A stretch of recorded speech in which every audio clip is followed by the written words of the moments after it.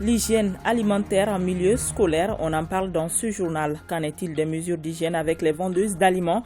À la devanture des écoles, Valentin Roger Diallo a fait un tour dans certains établissements scolaires. Et puis Alpha Maïga nous fait écouter cette chanson historique dédiée aux soldats. Sewale n'est pas une simple chanson, c'est un hymne, une ode qui honore nos soldats. Mesdames et messieurs, bonjour et bienvenue. Officiellement, les élèves sont en classe depuis lundi 3 octobre 2022. Certaines écoles publiques ont même été aménagées à cet effet. Kit de l'hygiène alimentaire en milieu scolaire.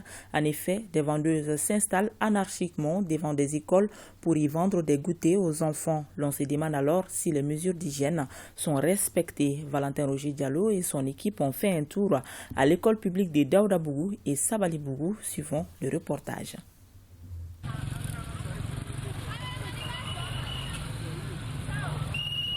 « 9h45, heure de la récréation au groupe scolaire 2 de Daoudabougou. Des élèves sortent de la cour. Ils se pressent vers des vendeuses installées de part et d'autre de la route poussiéreuse qui passe devant l'école, augmentant de passage la quantité de poussière déjà présente dans l'air. Ces élèves, tout comme ceux rencontrés devant l'école Sainte-Thérèse du Fleuve, viennent acheter leur goûter avant le son de la cloche indiquant la fin de la récréation. Je sors et achète les pâtés parce que j'ai faim. Les parents ne mettent pas. Je suis venue acheter du jus.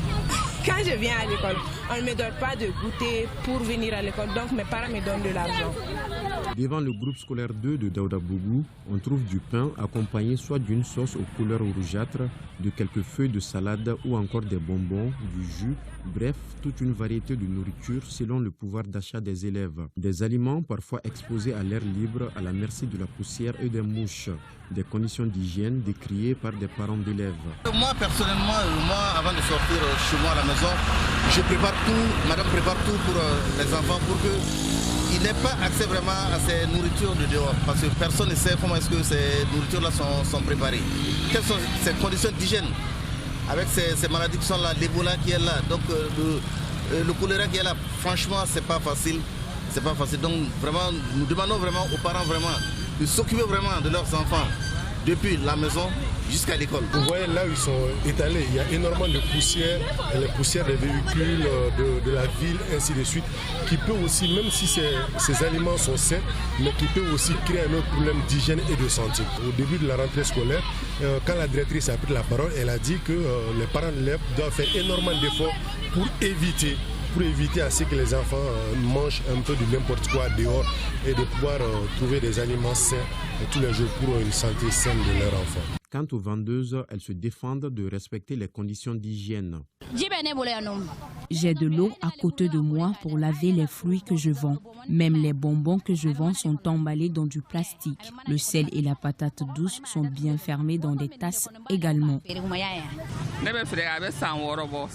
Cela fait presque 6 ans que je vends ici.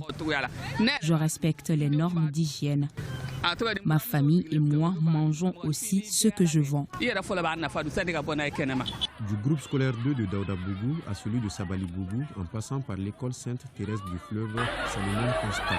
Les responsables de ces établissements sont conscients de cet état de fait. On a pris des dispositions par rapport à l'hygiène de ces aliments vendus. Ces dames-là ont reçu des formations par rapport à la gestion, par rapport à la conservation de ces aliments.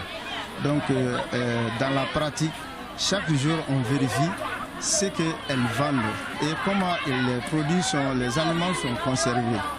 Donc, ceux qui ont reçu des formations, ceux qui ont reçu la formation font correctement le travail. Maintenant, par contre, ceux qui n'ont pas reçu la formation, alors on leur donne des conseils. Mais c'est des gens aussi qui sont là pour chercher leur gain-pain. Quelques rares fois, juste après la rentrée, à la récréation, il y a des enfants qui commencent à vomir. Donc, ce n'est pas pour confirmer, mais on peut quand même attribuer peut-être à la consommation d'aliments qu'ils ont eu à faire à la récréation. Et il est arrivé même une fois qu'on a pris des aliments dégradés. Ça a été fait ici, le cas a été fait ici. On nous a signalé ça et on est sorti. Effectivement, c'était des aliments dégradés. Alors on a ramassé, on a saisi ces aliments-là et on les a brûlés. Boubacar Diadje est conseiller communal à la mairie de la commune 5 du district de Bamako. Il explique que l'organisation des écoles incombe plus au comité de gestion scolaire en collaboration avec la mairie de la commune. Cependant, des mesures devront être bientôt prises. Aujourd'hui, nous sommes en train de travailler avec le ministère de la Santé qui s'occupe des questions d'hygiène publique et à travers l'Agence nationale de la sécurité des aliments et avec le CGS comme je viens de le dire et avec certains acteurs qui travaillent pour le bien-être de l'école malienne.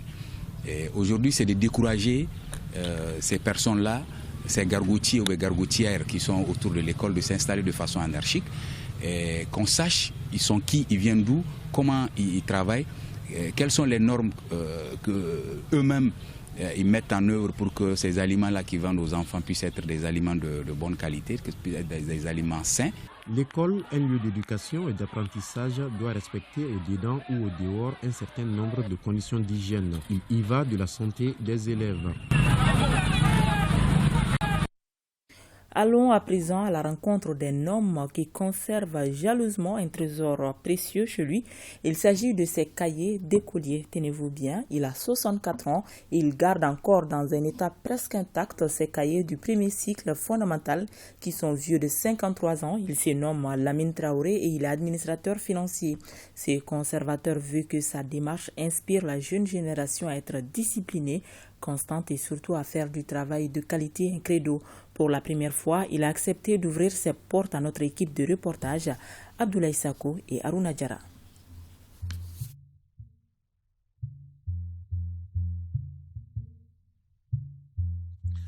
À première vue, ce sont des cahiers identiques à tout autre.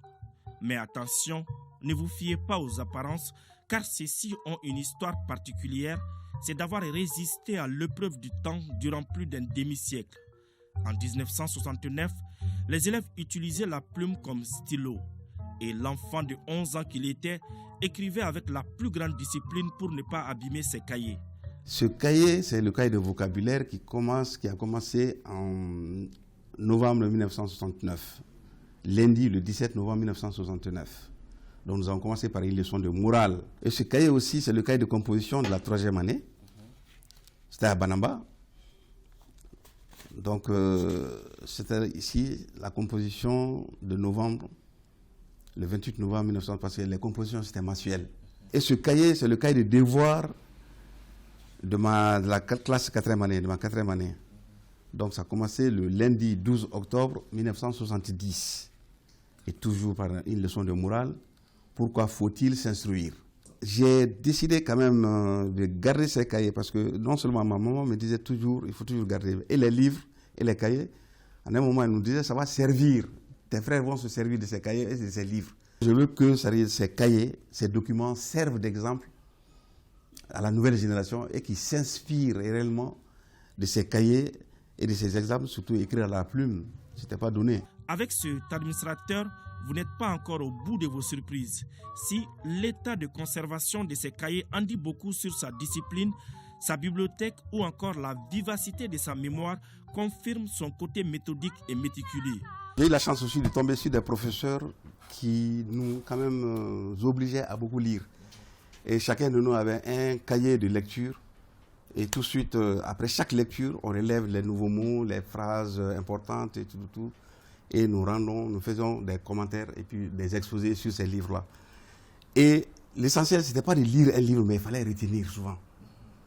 Par exemple, une fois, j'ai fait un exposé sur un livre de Jacques Roumain, gouverneur de la Rosée.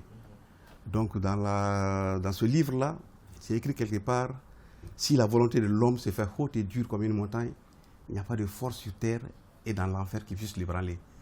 C'est à la page 32, paragraphe 2. Et le maître nous exigeait. Mais vous avez fait cet exposé en quelle année? J'ai fait ça au lycée en 1982. Dans la famille Traoré, le caractère conservateur et organisé du chef de famille est connu de tous. Mais personne ne s'était imaginé qu'il a toujours en sa possession ses cahiers du premier cycle. Il ne voulait pas qu'on touche à ses anciens EV. Je savais qu'il gardait des archives, mais pas ses cahiers de 3e année et de 4e année. J'étais d'ailleurs surprise. C'est quand même une très bonne chose parce que de nos jours, il y a très peu d'étudiants qui ont encore leur cahier du premier cycle. Pour que ces œuvres qu'on peut qualifier de prouesses puissent inspirer la jeune génération, il a décidé de les mettre à la disposition du mémorial Modibo Keïta. J'ai préféré vous remettre ces cahiers pour conservation, pour garde. Voilà. Merci M. Traoré, merci pour ce geste. Vous avez compris que le directeur du mémorial que je suis est tout heureux. Je suis dans mon rôle. Et nous vivons ici un instant qui n'est pas d'usage courant dans notre environnement, les actes de donation. Nous recevons ici les scolaires de toutes les franges, du primaire à l'université. Et je vous assure que pédagogiquement, rien que la présentation de ces cahiers d'écoliers peut en inspirer plus d'un. En faisant ce geste, M. Traoré a vu juste, car de nos jours, rares sont même les lycéens qui n'ont pas égaré leur cahier de 9e année. Malheureusement, je n'ai pas mes cahiers de la 9e année, mais je suis en terminale quand même. Tu as perdu tes cahiers? On peut dire ça comme ça. Malheureusement, j'ai plus mes cahiers de la 9e. En attendant qu'un autre citoyen nous fasse découvrir ces précieux trésors cachés, ceux de Lamine Traoré sont au niveau du directeur du mémorial Modibo Keïta. Si ça vous tente, n'hésitez pas d'y faire un tour.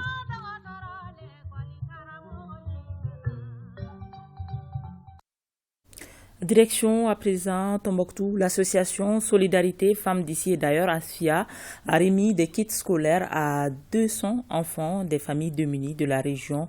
Mois de solidarité oblige à ces dons d'aide à ces enfants à reprendre le chemin de l'école sans entraver les parents qui sont financièrement fragiles. Nadine Babassi. En remettant des kits à 200 enfants issus des familles vulnérables de la région de Tombouctou, l'association Solidarité Femmes d'ici et d'ailleurs, ASFIA, emboîte les pas du mois de la solidarité et de lutte contre l'exclusion. Un geste qui a tout son sens, car selon les initiateurs, le constat est amer. Certains enfants abandonnent l'école par faute de fournitures scolaires, due à la vulnérabilité de leurs parents. Aujourd'hui, on a choisi 200 enfants dans un quartier qui est très connu à Tombouctou, dont il y a beaucoup de familles qui vivent vraiment dans des difficultés très difficiles. Donc, on aimerait apporter de la joie à ces familles-là. Et parce que quand un enfant est content, c'est toute la famille qui est contente et la famille est épargnée d'aller faire d'autres dépenses pour soulager l'enfant. L'association ASFIA est une organisation nationale à valeur caritative qui n'est pas à ses premières actions dans les régions de Tombouctou et de Taoudéni. Solidarité Femmes d'ici a mené beaucoup d'activités dans l'humanitaire, car c'est d'abord une association humanitaire. C'est dans ce cadre-là qu'on a pensé à ces enfants qui ne partent pas à l'école faute de moyens. Et nous demanderons à nos enfants, puisqu'ils ont les kits scolaires, il faudrait qu'ils soient assidus. Elle va suivre. Peut-être que parmi eux, il y aura certains qui seront les premiers de la classe. La joie de ces enfants est immense, car cette donation impulse déjà une dynamique indescriptible dans leur vie. Leurs parents n'ont pas manqué de mots à l'adresse de l'association ASFIA, généreuse donatrice. À Hassan, un tiwara a été décerné au gouverneur de la région pour ses actes posés auprès des populations. L'action est des Jamaat islamique Al-Mahdiya de sang. Cette marque de reconnaissance est perçue par le colonel Ousmane Sangaré comme une invite à doubler d'efforts. De sang, la correspondance d'Idrissa Kouni. Depuis son arrivée à San, le colonel Ousmane Sangaré œuvre jour et nuit auprès des Sanois pour leur bien-être. En lui décernant le Tiwara, Jamaat islamique Ahmadiyya manifeste ainsi sa gratitude pour ce travail abattu. Nous, en tant que communauté musulmane, on prie pour ça toujours, jour et nuit. Donc si on a eu quelqu'un qui a la courage aussi de se déplacer vers ces populations, donc nous on a vu vraiment que notre devoir c'est lui donner Tiwara qui montre que vraiment il est en train de faire ce que le gouvernement a lui donné comme travail. Lecture de Coran, bénédiction pour un Mali prospère sont les temps forts de cette cérémonie de remise de Tiwara au gouverneur de San. Le récipiendaire considère ce geste comme une invite à persévérer davantage dans la dynamique enclenchée. Je suis très flatté et la population reconnaît que je suis en train de faire correctement ma mission. C'est une mission à laquelle je suis investi par le gouvernement. Nous sommes d'abord des Maliens. Et ensuite vient la religion et nous appelons tout le monde pour qu'on se donne la main les uns et les autres pour le retour de la paix et de la stabilité dans notre pays. Mois de solidarité oblige, Jamaat islamique Ahmadiyya a mis à profit cette cérémonie pour remettre des dizaines de vêtements aux orphelins de la région de San. Sortie de la 3e promotion de la formation des imams et prêcheurs de la foi islamique. Il s'agit là d'une formation qui vise à renforcer la capacité des participants sur les notions de prêche, la dénonciation du radicalisme violent, la paix et la cohésion sociale. Boukari Koulibaly. Ils sont plus de 25 prêcheurs et imams de la ville de Bamako à recevoir ainsi leurs attestations. Des certificats décernés suite à leur participation à la 3e édition de la formation des imams et prêcheurs de la foi islamique. La session renforce ainsi les capacités des bénéficiaires. Les objectifs visés par la formation sont la diffusion des messages de tolérance, de la paix, de la réconciliation et de la cohabitation pacifique. Le représentant du ministre des Affaires religieuses a saisi l'occasion pour saluer le mérite de la session de formation. En ayant une attention particulière pour les efforts que déploie l'Association malienne pour l'unité et le progrès de l'islam, AMIPI, au ministre des Affaires religieuses, du culte et des coutumes, de vous assurer de son soutien et son accompagnement. Cette 3e promotion de la formation des imams et prêcheurs est baptisée Cheikh Ayouba Sougoulé, membre fondateur de l'AMIPI décédé il y a une décennie. Et comme il fallait s'y attendre, pour bénir cette fin de formation, des bénédictions ont été formulées. Les militants du parti Rama, Rassemblement des Maliens, s'approprient l'avant-projet de la nouvelle constitution.